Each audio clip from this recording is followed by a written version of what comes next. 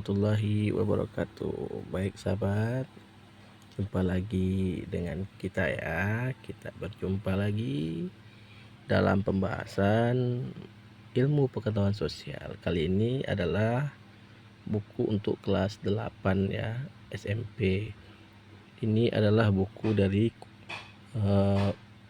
Kementerian Pendidikan dan Kebudayaan. Ini biasa dipakai di sekolah-sekolah negeri ya, dan sekolah swasta juga memakai buku ini biasanya, karena ini adalah buku dari pemerintah langsung yang sudah kurikulum merdeka. Ini dikarang oleh Supardi dan kawan-kawan. Sekarang kita akan mencoba membahas di halaman 60 ya sahabat ya. Halaman 60 ini adalah evaluasi, ada pilihan ganda dan ada juga esainya. Kita coba ya membahasnya satu persatu. Soal pertama ya, Indonesia memiliki gunung api aktif. Jalur pegunungan Indonesia membentang dari ujung utara Sumatera semenanjung melalui pantai barat Sumatera, melewati Pulau Jawa, Nusa Tenggara, Banda, Sulawesi, dan Halmahera. Jumlah gunung aktif Indonesia sebanyak 127 gunung api aktif. Dampak tersebut merupakan dampak dari adanya. Oke, jawaban di sini ada 4 ya, A, B, C, dan D. Yang A itu letak astronomis, yang B letak geografis, yang C letak geologis, dan yang D letak absolut. Ini sebenarnya adalah pelajaran bab 1 kelas 7 ya. Ini mengulang sebenarnya sahabat ya. Asal di kelas 7 kemarin sahabat paham dengan materinya, maka menjawab soal ini insya Allah dengan sangat gampang ya. Kita lihat dulu yang A, letak astronomis. Ini letak berdasarkan garis lintang dan garis bujur ya. Berarti itu bukan itu jawabannya ya. Kemudian ada letak geografis. Ini terletaknya itu di antara 2 samudra dan 2 benua ya. Berarti sudah pasti bukan B jawabannya. Yang C adalah letak geologis. Oke, letak geologis ini berdasarkan tata letak melalui geologi permukaan buminya ya. Ada jalur gunung, ada dilalui oleh gunung api aktif Indonesia ini ya. Berarti itu jawaban nomor 1 adalah C. Sedangkan letak absolut itu adalah letak sebenarnya. Oke sahabat, nomor 1 jawabannya adalah letak geologis, C ya. Sekarang kita lanjut ke soal nomor 2. Di sini ada 6 negara ya. Ada yang pertama Indonesia, kedua Filipina, 3 Jepang, 4 Korea Selatan, 5 Inggris, dan 6 Prancis. Negara yang memiliki iklim subtropis. Oke, Indonesia kita tahu ya iklimnya apa? Ya betul, tropis. Filipina juga masuk ke kategori iklim tropis ya, karena di Asia Tenggara. Jepang ya, Jepang ini memiliki 4 musim ya. Ada musim semi dia, ada musim panas, gugur, dan musim dingin. Biasanya ini wilayahnya juga turun salju karena ada musim dingin ya. Korea Selatan bagaimana? Ya juga sama dengan Jepang, sama-sama memiliki 4 musim. Musim semi, panas, gugur, dan dingin ya.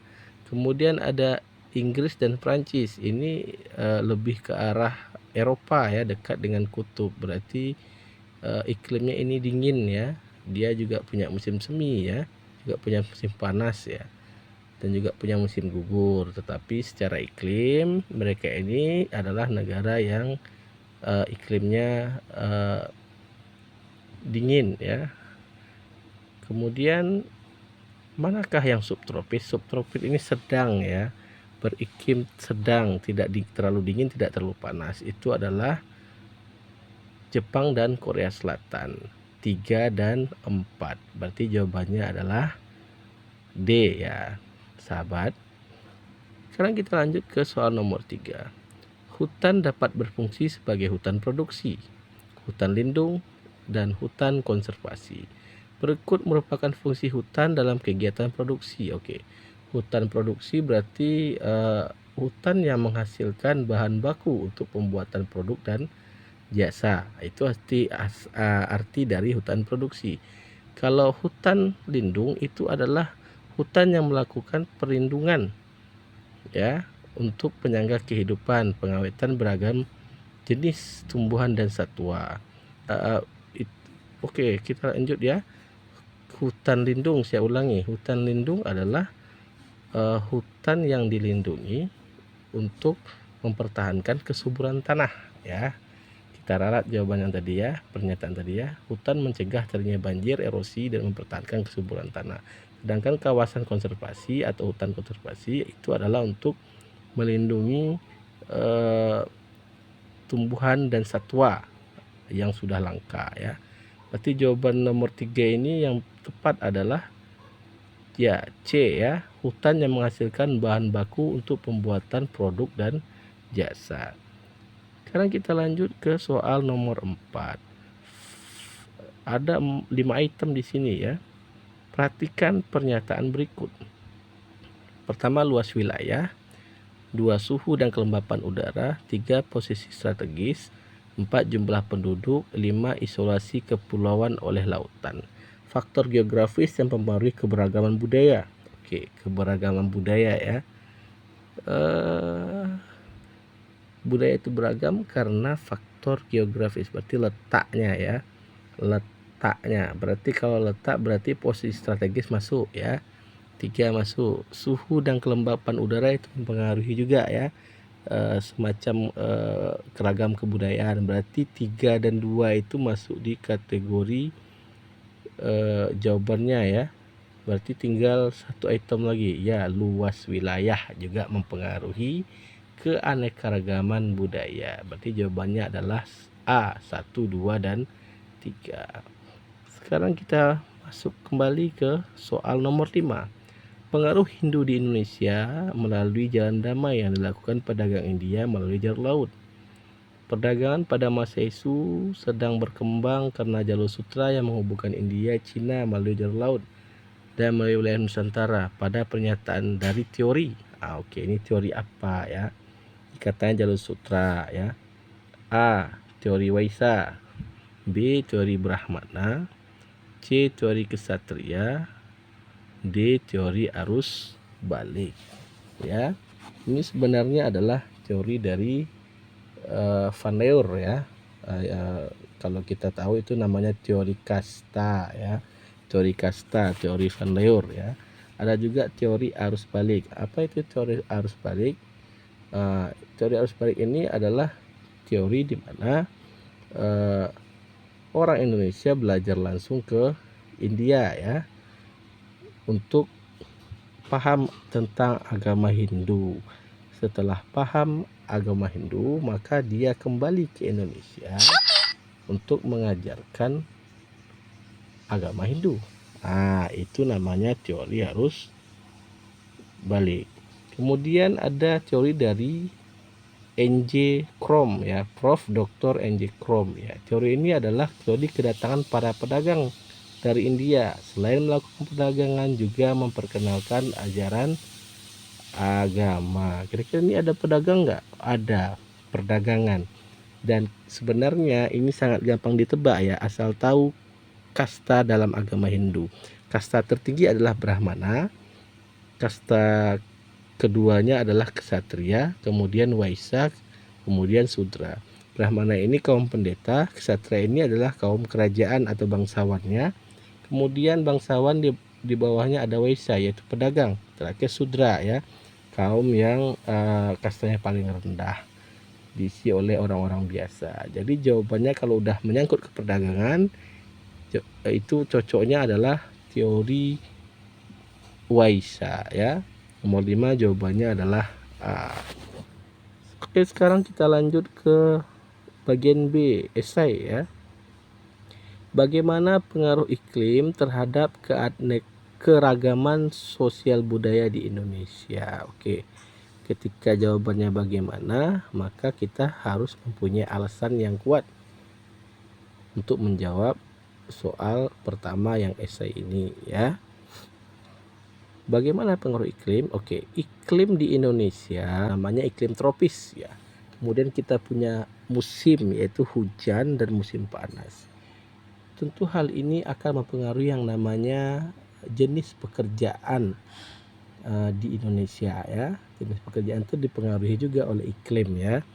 Kemudian mempengaruhi tata cara kehidupan masyarakatnya juga ya. Dengan adanya dua musim ini, pakaian masyarakatnya juga akan tidak seperti atau tidak sama dengan pakaian masyarakat di daerah yang dingin ya, harus pakai jaket atau segala macamnya. Kemudian keberagaman ini dipengaruhi oleh iklim, juga dipengaruhi kebiasaan orang-orang ya, melalui makanannya ya. Kalau di daerah dingin tentu kita akan banyak konsumsi protein daripada karbohidrat. Sementara karena iklim kita subtropis ya, iklim panas, kita akan lebih banyak mengkonsumsi karbohidrat dan proteinnya seimbang ya. Itulah pengaruh iklim terhadap keanekaragaman sosial budaya di Indonesia ya. Kemudian kita masuk ke soal nomor 2. Bagaimana hubungan proses geografis dengan kedatangan bangsa asing di Indonesia? Oke. Posisi geografis Indonesia yang strategis ya, membuat bangsa-bangsa asing datang ke Indonesia untuk melakukan perdagangan ya. Yang kita tahu itu adalah perdagangan rempah, karena di daerah mereka rempah-rempah ini susah didapat dan mahal harganya. Dengan adanya letak strategis ini akan membuat bangsa asing ini tertarik datang ke Indonesia untuk melakukan perdagangan, bisnis dan segala macamnya ya. Itu adalah hubungan proses geografis dengan kedatangan bangsa asing di Indonesia. Kemudian yang ketiga, potensi sumber daya alam yang dimanfaatkan secara terus-menerus mengakibatkan perubahan bagi keberlangsungan alam. Salah satu dampak perubahan alam yang terjadi adalah menurunnya daya dukung lingkungan terhadap kehidupan manusia.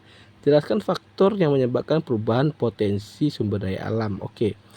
Pertama yaitu ketika kita melakukan bercocok tanam, pertanian atau perkebunan dengan memakai pupuk yang berlebihan.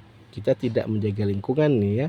Maka yang akan menurun itu adalah potensi kesuburan tanah ya. Yang dahulunya tanpa pupuk, kemudian dipaksa tanahnya untuk menghasilkan dengan cepat agar tumbuhannya cepat tumbuh, maka akan mengurangi kesuburan tanah. Jika kesuburan tanah berkurang, maka yang terjadi adalah hasil produksi sumber daya alam juga akan berkurang ya dari eksploitasi tersebut. Kemudian dari tanah yang tandus itu tidak akan mampu lagi menyerap air dengan baik. Bisa terjadi longsor, kerusakan lingkungan, dan juga menjadi hal-hal yang sangat merugikan manusia ya. Kemudian kita lanjut ke soal keempat. Bagaimana pendapat kalian tentang teman yang berbuat curang ketika ujian?